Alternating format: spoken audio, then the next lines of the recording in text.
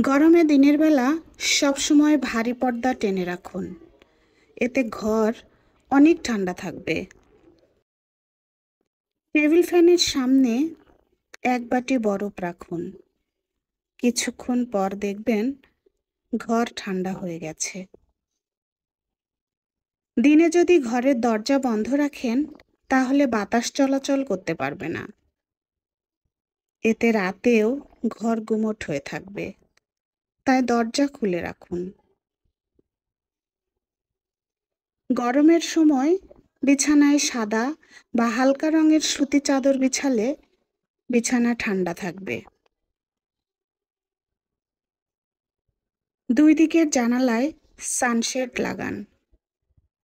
ঘর গরম হয়ে যাবে এমন কাজ থেকে বিরত থাকুন।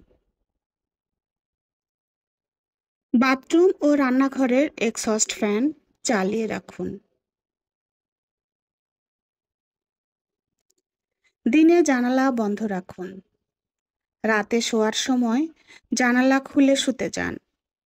এতে ঘরে হাওয়া চলাচল করবে।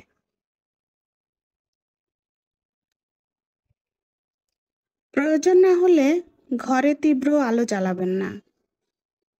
ডিম লাইট বা টেবিল ল্যাম্প ব্যবহার করুন।